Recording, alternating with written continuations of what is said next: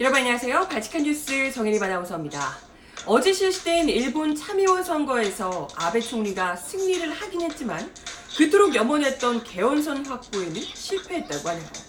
선거 앞두고 그토록 한국 때리기에 올인했지만 그렇게까지 큰 효과를 거두지 못한 듯합니다. 한편 일본 수출 규제에 당당한 대응을 이어가고 있는 문재인 정부에 대한 지지율은 8개월 만에 최고치를 기록했다고 합니다. 반면 자유한국당은 지지율이 아주 뚝뚝 떨어지고 있다고 하는데요. 이유를 알만하죠? 오늘 발칙한 뉴스에서 이 이야기로 시작해봅니다.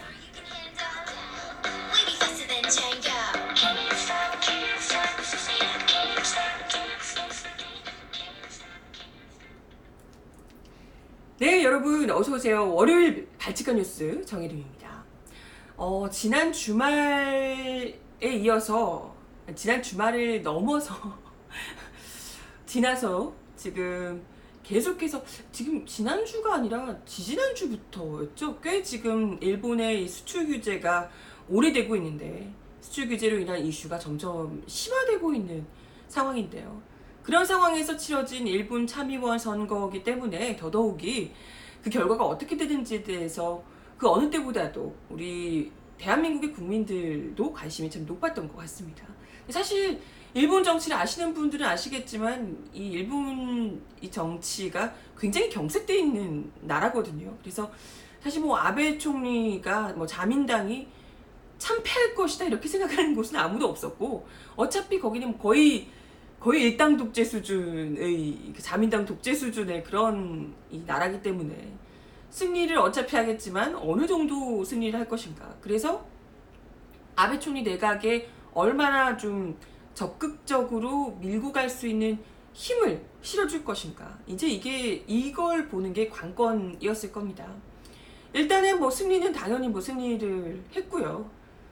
지금 자민당과 공명당 등 여권을 합친 것이 개선 대상이 된 124석의 의석 중에 과반수 이상을 차지하긴 했다고 합니다. 참 쉬워요. 여기 일본 과반수 이상을 차지하긴 했지만 그럼에도 불구하고 3년 전 참의원 선거 결과에 비해서는 저조한 성적을 올렸다라는 소식입니다. 지금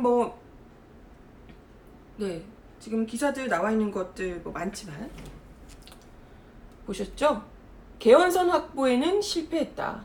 참의원 선거서 의석 감소, 이런 기사가 나와 있습니다. 과반수 이상을 차지는 했지만 그토록 아베가 염원했던 개헌선 유지에는 실패더라라는 기사가 나와 있고요. 글쎄 그렇다 하더라도 물론 여전히 아베 총리와 여권이 일본의 3분의 2 이상을 장악하고 있는 중의원, 그리고 과반 이상을 차지하게 된 참의원을 통해서 안정적인 국정 운영은 계속해서 가능할 것으로 보입니다.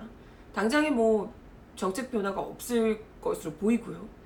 그동안 사실 아베 총리를 흔들었던 연금 파문, 아베노믹스 통계 조작 이런 악재들을 어찌됐건 한국발 뉴스로 때리면서 그걸 어쨌건 잘 넘어갔다, 이런 분석들도 나오고 있습니다. 그래서 자민당 일각에서는 아베 총리의 임기 연장 움직임이 나오기도 하고 그렇다고 하네요.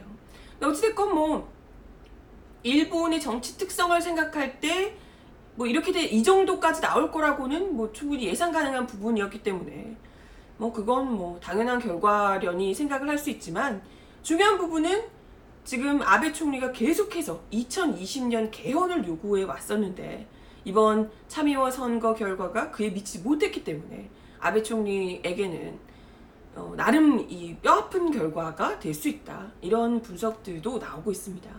이번 선거에서 사실 한국 때리기에 나섰던 게 단지 그냥 물론 한국이 미워서도 있겠지만 단지 정말 한국이 미워서만은 아니었거든요. 그걸 정치에 이용하고자 함이었고, 그게 어찌됐건 결국에는 이걸로 밀어붙여서 개헌을, 자기가 2022년 개헌을 하는 것에 그 목표를 두고 있었습니다. 사실 2017년 중의원 선거 때도 북한 때리기를 하면서 대승을 거뒀다, 이런 평가가 나왔거든요. 근데 이번에는 지금 북한 때리기를 하기에는 상당히 좀 애매한 상황이고, 지금 어쨌건 미국과 북한이 대화를 하고 있는 이런 상황에서 일방적으로 갑자기 또 아베 총리가 미국에 엄청 쩔쩔매잖아요. 그렇기 때문에 이 상황에서 북한 때리기를 너무 심하게 하면 좀 이 상황이 안 좋아질 수 있기 때문에 그래서 만만한 우리를 건드렸어? 그랬는지 어찌됐건 북풍 대신에 한국풍, 한풍을 이제 밀어붙인 거죠. 한국 때리기를 했던 거죠. 그래서 뭐 거의 한국을 공세 대상으로 삼아서 개헌 드라이브를 걸었다 이렇게 얘기들을 하던데요. 선거운동이 시작된 지난 4일에 한국에 대한 경제보복 조치를 내놓았고 노골적으로, 그리고 한국 관계자들과의 대화에서도 완전 초강경 발언을 계속해서 쏟아내기도 했습니다. 근데 그런 것에 비해서 지금 뭐 일본이 수출 규제하고 이러면서 뭐 지금 WTO 제소하고 뭐 지금 뭐 국제적으로도 이슈가 된 이런 상황에 이렇게까지 했는데도 불구하고 그렇게까지 선거 결과가 대단하지 못했다는 거죠. 기대했던 바를 이루지 못했다는 거죠. 그만큼 일본 국민들에게 그닥 한국 때리기가 그렇게 영향을 미치지 못했다. 이렇게 이제 평가를 할 수 있다는 겁니다. 사실 헌법을 고쳐서 전쟁 가능한 나라가 되겠다 이런 그 일본 우익들의 희망은 아베 총리는 계속해서 내세우고 있지만 사실 대다수 일본 국민들의 뜻과는 좀 배치되는 주장입니다. 정치권에서 개헌 세력은 과반은 물론 3분의 2까지 오가는 상태지만 국민들을 대상으로 한 여론조사에서는 항상 개헌 반대 응답이 찬성 응답을 압도해 왔다는 거죠.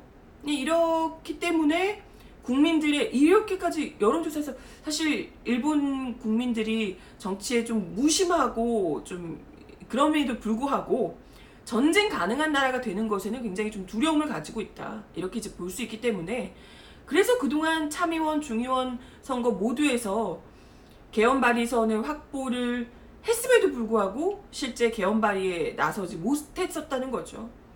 그렇기 때문에 이번에 좀 선거해서 개헌 추진을 하는데 동력을 좀 얻어보겠다라고 야심차게 생각을 하고 있었던 아베 총리의 야심이 일단 좀 좌절됐다, 한 차례 꺾였다 이렇게 볼 수가 있고요. 근데 그렇다고 해서 우리가 알잖아요. 아베 총리가 이대로 꿈을 접을 사람이 절대 아니라는 거. 이전부터도 그랬고 계속해서 그 전쟁 가능한 나라로 만드는 것, 개헌을 하는 것을 계속해서 이런저런 방법으로 밀어붙일 가능성이 굉장히 농후합니다. 그렇기 때문에 아베 총리의 한국 때리기 역시도 계속해서 강경책을 지속해 나갈 가능성이 더 높다. 이런 얘기들이 나오고 있고요. 실제로 아베 총리가 그 어제 선거 승리가 확정되자마자 아사히TV와 인터뷰에서 진짜 또 건방지게 한국이 청구권 협정 위반 상황에 대해 제대로 된 답변을 가져오지 않으면 건설적인 논의가 안 될 것이다 라고 으름장을 놨다고 합니다. 어이가 없죠. 언제는 우리가 제대로 된 답변을 하지 않았나요? 늘 제대로 된 답변을 했지만 그걸 귀 딱 맞고 듣지 않으면서 모른 체하고 말 자르고 이랬던 게 일본 아니던가요?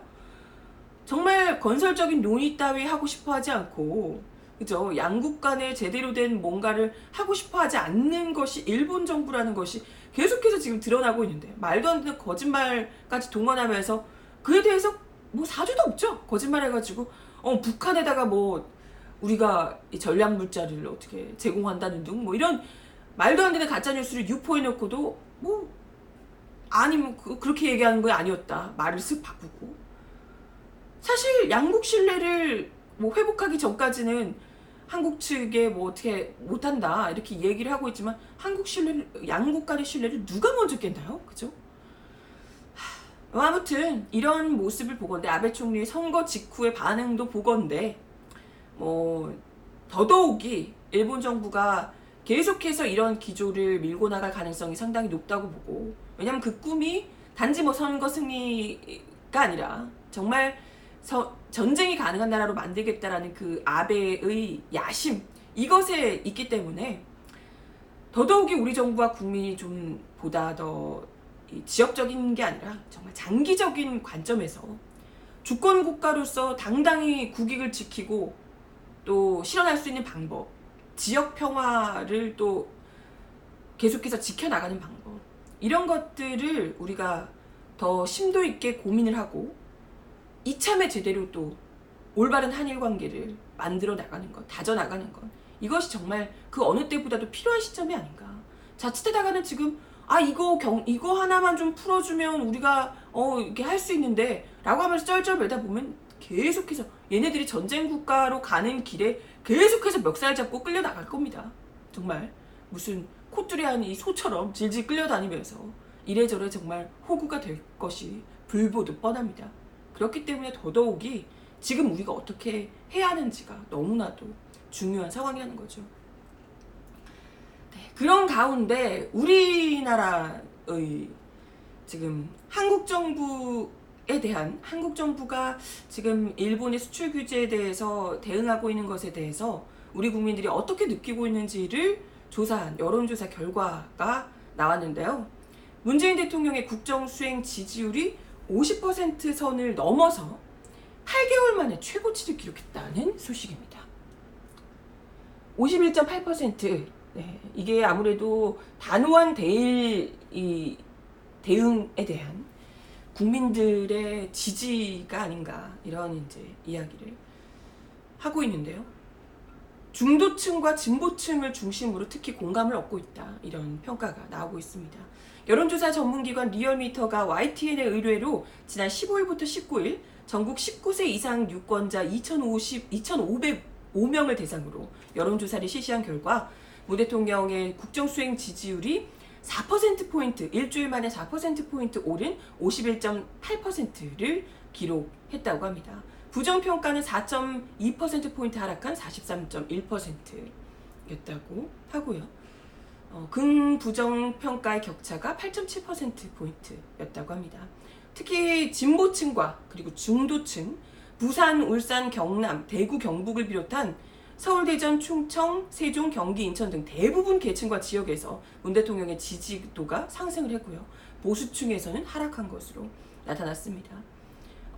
이 리얼미터의 분석에 따르면 문 대통령의 이런 지지율 오름세가 갑자기 또 일주일 만에 오름세를 기록한 원인에 대해서 일본의 경제 보복에 대한 일본 제품 불매운동 등 반일 여론이 확산된 것, 그리고 정부의 대일 대응 기조, 그리고 조선중앙의 일본어판 기사와 일본 후지TV의 문 대통령 탄핵 주장에 대한 비판 여론, 이런 것들이 영향을 미친 것 같다라고 이야기를 했다고 합니다. 그리고 정당 지지율 역시도 비슷한 추세를 보였는데요. 더불어민주당 지지율은 3.6%포인트 상승한 42.2%. 이건 한 2주 동안 그 내림세였는데 더불어민주당이 내림세를 멈추고 바로 이제 반등을 해서 40%대 초반까지 올라간 상황입니다. 반면에 자유한국당 전주 대비 3.2%포인트 하락해서 27.1%가 됐다고 하고요. 5개월여 만에 최저치라고 합니다. 이것도 너무 많은 것 같은데, 그죠? 리얼미터 관계자는 자유한국당은 약 2달 전 30% 중반까지 올랐다가 이렇게 20% 중반대로 떨어졌다. 자유한국당이 보다 뼈아픈 지점은 중도층에서 특히 민주당과의 격차가 매우 크게 벌어졌다는 것이다 라고 분석을 했습니다. 실제로 중도층에서 민주당과 자유한국당의 지지율 격차가 지난주에는 7.3%포인트였는데 18.2%포인트, 중도층이 사실 굉장히 중요한 바로미터인데 18.2%포인트나 떨어졌다는 겁니다. 격차가요. 이와 관련해서 리얼미터 관계자는 자유한국당이 일본의 경제 보복에 대한 당의 기존 대응 방향을 재검토해야 할 때가 아닌가. 이게 이제 큰 영향을 미쳤다. 이런 이야기를 하고 있다는 거죠. 리얼미터 조사는 그렇게까지 크게 안 난다고 하지만 한국갤럽 여론조사는 더 극명하더라고요. 2019년 7월 셋째 주 비슷한 기간입니다. 16일부터 18일 여론조사에서 정당 지지율이 더불어민주당 40%, 더불어민주당 비슷해요. 근데 자유한국당이 20%, 정의당이 9%, 바른미래당 5%, 민주평화당, 우리공화당이 1% 였다고 합니다. 그러니까 자유한국당이 지금 여기서는 민주당의 절반밖에 안 된다는 거죠. 자유한국당에서는 여권의 지지율은 10%를 빼야 된다 이렇게 얘기를 하고 있다는데 10% 빼도 30대 20인 거예요. 그죠? 그걸 빼더라도. 이러다 보니까 지금 자유한국당이 완전 안달난 상황이 아닌가 이런 생각이 듭니다. 지금 계속해서 이 일본 수출 규제 건과 이제 맞물려서 뭐 보수 신문과 마찬가지로 자유한국당이 계속해서 지금 우리 정부 때리기를 하면서 우리 국민들이 불매운동을 벌이는 것에 대해서도 좀 부정적인 이야기를 계속해서 하고 뭐 감정적이라는 둥 뭐 이러면서 이제 좀 부정적인 얘기를 하고 막 이러다 보니까 계속해서 지금 이 자유한국당에게 뭐 친일 정당이다 뭐 이런 얘기들을 자민당 서울 지부다 뭐 이런 얘기들이 계속해서 이제 쏟아지고 있거든요. 그런 자기들에게 친일파 딱지를 붙이는 것에 대해서 굉장히 좀 반발을 하고 있다고 합니다. 뭐지? 그러면 그런 얘기를 안 하면 되지 않을까? 친일파 같은 행동을 하면서 하지 말라고 하는 건 뭐라고 해야 될지 모르겠는데, 아무튼 오늘 자유한국당 황교안 대표가 국회에서 열린 최고위원회에서 나라를 패망으로 몰아갔던 구한말 쇄국정책이나 다름없다라고 이야기를 하면서, 아니 근데 쇄국정책은 뭔지 모르시는 거 아니야? 쇄국정책? 아니 지금 쇄국정책을 진짜 하고 있는 건 일본이잖아요. 사실상 수출한다고 지금 수출 규제하면서 자기들 소재 못 팔게 하겠다 지금 이러고 있는 일본이 진짜 쇄국정책을 하고 있는 셈인데, 자유무역과 정반대 수출 규제를 하면서 하고 있는 거잖아요. 지금 오히려 우리나라가 일본에게 자유무역 제대로 해라 라고 이야기를 하고 있는데 누가 지금 쇄국정책을 한다는 거지? 뜻을 모르시는 거 아닌가요? 이런 생각이 들고요. 아무튼 지금 우리 당이나 국민 가운데 어느 누구도 일본이 잘했다고 말하는 사람 없다. 잘못된 경제 보복 조치를 철회하라고 촉구하고 있다. 일본에게. 그런데 청와대와 생각이 조금이라도 다르면 죄다 친일파라고 딱지를 붙이는 게 옳은 태도냐? 라고 이야기를 했다고 합니다. 어머! 일본 잘했다고 자유한국당이 한 적 없다고요? 와, 일본이랑 우리 정부랑 싸우는데 우리 정부가 잘못해서 그런 거라며 그렇게 일본 편을 드는데, 아니 일본이 너무 잘하고 있어요 화이팅을 꼭 얘기하지 않아도요, 우리 정부랑 일본 정부랑 싸우고 있는 판에 한국 정부 잘못이라고 우리 정부가 잘못했다고 가서 설설 기어야 된다고 얘기하는 일본 편을 적극적으로 들고 있는 것 자체가 그게 일본 잘했다는 얘기나 진비 없는 거죠. 똑같은 거죠. 그리고 청와대랑 생각이 달라서 지금 국민들이 친일파라고 얘기하는 게 아니고요, 우리 국민들이랑 생각이 달라서, 대다수 국민들의 생각과 너무나도 달라서 일본 정부, 일본 극우 세력들과 너무 똑같은 생각을 하고 계시니까 우리가 친일이라고 하는 겁니다. 그렇잖아요? 아니 자유한국당과 이 보수신문의 그런 주장들이 고스란히 일본 극우 매체 그리고 일본 극우 관료들의 이 주장의 근거로 지금 활용이 되고 있는 상황인데, 그런데도 자기들이 지금 뭐 일본 잘한다고 한 적 없다는 둥, 청와대랑 생각만 다르면 친일이냐는 둥 이렇게 얘기를 하시면 참 뭐라고 얘기를 해드려야 되지? 그러면서 황교안 대표, 온 국민이 힘을 합쳐서 대응해도 모자랄 판에 친일, 반일, 편가르기 하는 게 과연 사태 해결에 도움이 되냐? 우리 당은 이미 대일 특사 파견과 한일 정상회담 추진, 민관정 협력위원회 구성 등의 대안을 내놓은 바 있다. 우리 당의 대응 방안에 동의하지 않는다면 이 정권이 추진하는 대안이 무엇인지 밝혀주시길 바란다. 이렇게 얘기를 했다고 합니다. 그러니까요.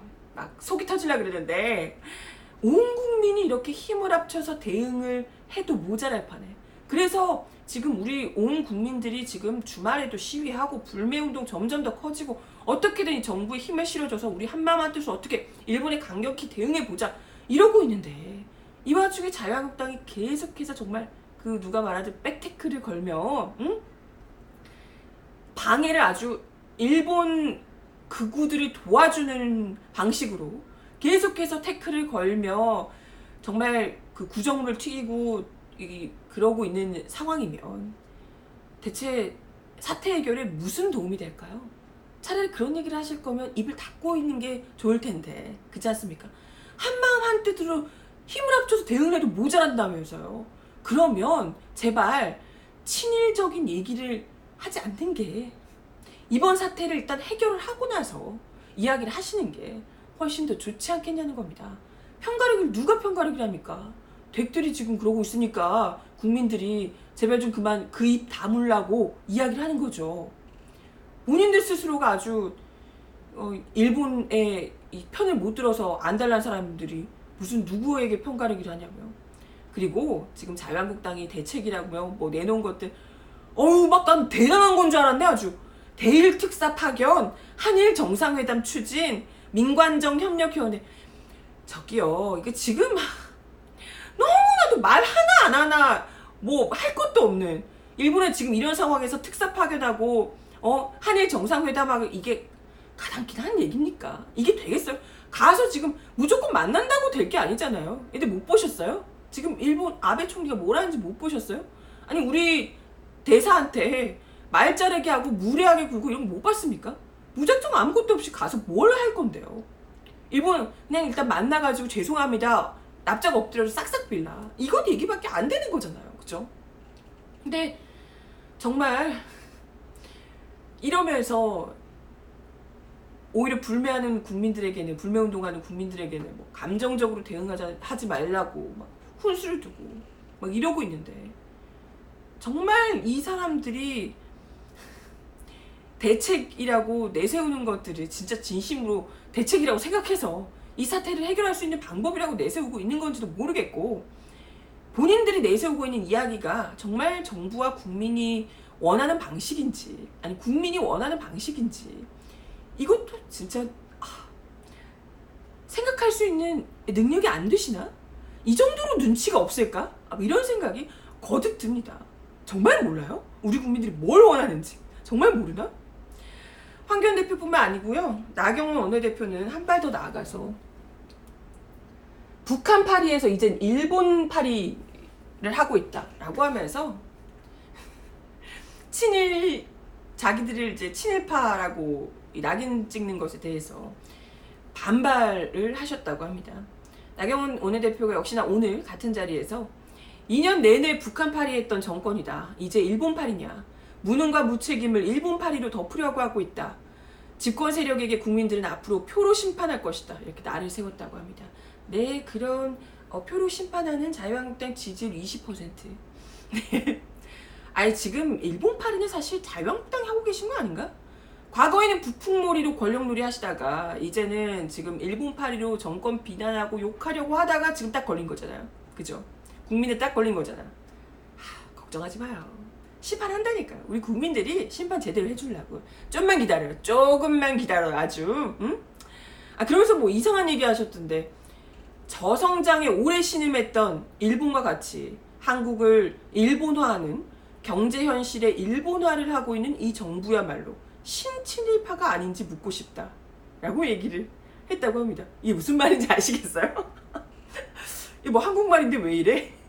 아니 말을 너무 심하게 억지로 갖다 붙이신 것 같아요. 그러니까 이 말인즉슨 우리 문재인 정부가 지금 경제를 파탄냈다는 거예요. 그래서 일본의 그 저성장, 경제 저성장 시기랑 비슷하게 가고 있다는 거예요. 그래서 이게 경제 현실의 일본화래요. 우리 문재인 정부가 경제 현실의 일본화를 하고 있는 거고, 경제를 파탄낸 게. 그래서 문재인 정부가 신친일파라는 거예요. 경제를 만약에 실제로 경제를 못한다 쳐, 그거랑 일본과 무슨 상관인지 모르겠지만 그래서 신친일파다 라고 이야기를 하고 있다고 합니다. 그러니까 어떻게든 자기들 그 친일파 프레임, 자기들에게 씌워진 친일파 프레임을 벗어나 보려고 너네가 더 친일파다 이렇게 하면서 말 같지도 않은 얘기까지 이렇게 막 하고 계시는데, 진짜 노력이 참 눈물겹고요. 아니 사실 지금 뭐 이분들은 어떻게든 우리 정부가 뭐 말만 앞세우지 아무것도 못하고 있는 뭐 무능한 정부다, 이 프레임을 어떻게든 이제 걸어보려고 애를 쓰고 계시는데, 사실 우리 정부가 굉장히 적극적으로 나서고 있고요. 지금 뭐 외교적으로도 그렇고 뭐 WTO에 발빠르게 제소하고 뭐 트럼프 대통령의 중재 요청도 하고 있고, 일본과도 계속해서 이야기를 하려고 노력을 하고 있고요. 뭐 국내적으로 또 대체할 수 있는 국산 소재를 찾고 또 지원하는 문제에 대해서 적극적으로 이제 논의도 하고 했던 거죠. 근데 자유한국당이 이런 상황에서, 아니 뭐 대안이라는 게 아까 얘기 드렸듯이 뭐 국가 정상회담 해야 된다, 뭐 이런 일본이 힘세니까 그냥 무릎 꿇고 사과해라 이런 류의 얘기밖에 안 하고 있으면서, 심지어 그것도 지금 자유한국당이 일본의 수출 규제 규탄 결의안조차도 또 추경 예산안 처리 같은 경우에도 지금 국방장관 회의만 뭐 국정조사 들먹이면서 계속해서 거부하고 있는 상황이잖아요. 일부러는 시급하다. 일본 경제 도발로 경제 다 어려워서 다 죽게 생겼다, 이렇게 얘기를 하고 있으면서 정작 관련도 없는 건까지 끌어들여서 시급한 문제 해결하지 못하도록 사사건건 발목 잡고 나서고 있는 게 자유한국당인데, 그잖아요. 그러면서 무슨 이게 대체 자유한국당이 말하는 대안인지, 뭐 경제를 문재인 정부가 뭐 일본화 시키고 있는 이런 얘기를 할 자격 주제나 되는지 묻고 싶습니다. 정말. 과연 누구의 대응이 더 국민에게 신뢰를 주는지는 뭐 멀리 갈 것 없이 오늘 나온 이 지지율만 봐도 딱 알 수 있을 텐데, 이제 좀 눈치 좀 채셨으면 좋겠는데 왜 이렇게 눈치가 없지 정말? 그죠?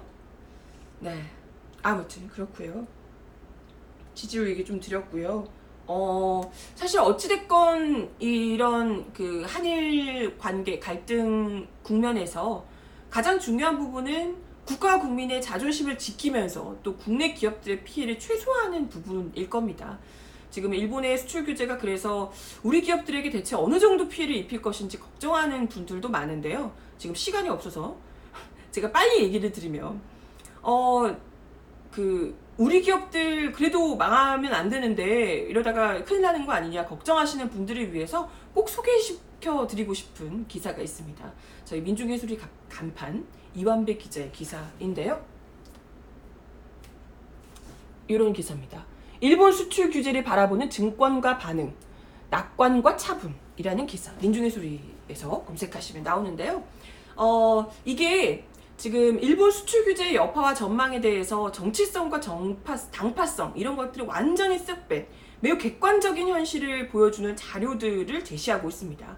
이게 바로 증권가 보고서라는 건데요.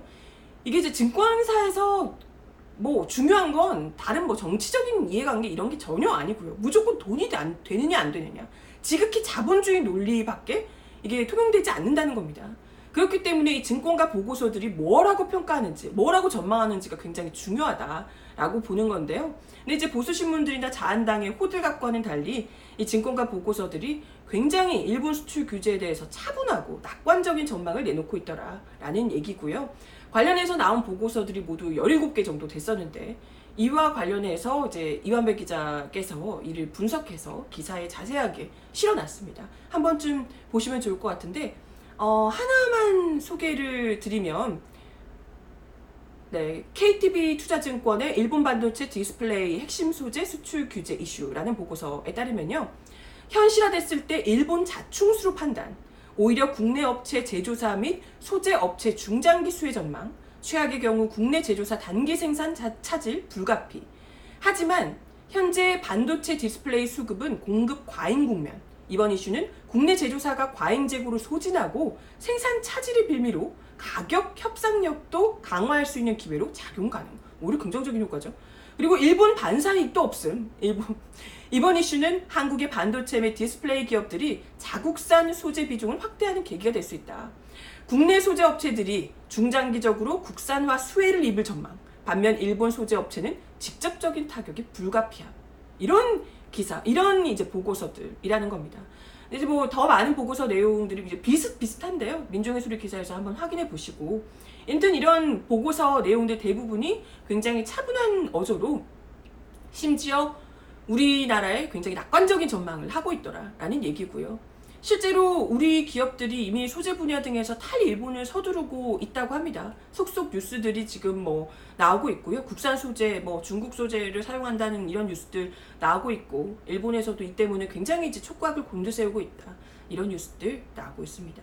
그러니까 이게 뭐 단기적으로는 일본의 수출 규제가 뭐 한국 산업계에 상당한 불편을 끼친 건 뭐 어쩔 수 없었다 하더라도, 그게 뭐 진짜 엄청난 피해를 가져와서 한국 경제에 심각한 영향을 주는 것처럼 지나치게 호들갑을 떨 필요가 전혀 없다, 이런 내용이고요. 그러한 현실을 매우 냉정하게 평가하고 있는 것이 증권가 보고서들의 일관된 내용이더라. 그러니까 뭐 우리 정부가 아무것도 안 하고 있다는 둥, 이러다가 우리가 다 죽는다는 둥, 일본 가서 납작 엎드리라는 둥, 이렇게 얘기하는 친일 아니고 종일 세력들 이제 좀 그 입 다무시라고 이야기를 드리고 싶습니다. 네, 이야기 이렇게 시간이 금방 갔지? 네, 오늘 바치카 뉴스 제가 준비한 내용은 여기까지고요. 오늘도 좋은 하루 보내시고, 날씨가 많이 덥다고 하는데 더위 조심하시고, 바치카 뉴스 내일 1시 30분에 다시 올게요. 여러분 그럼 내일 만나요. 안녕.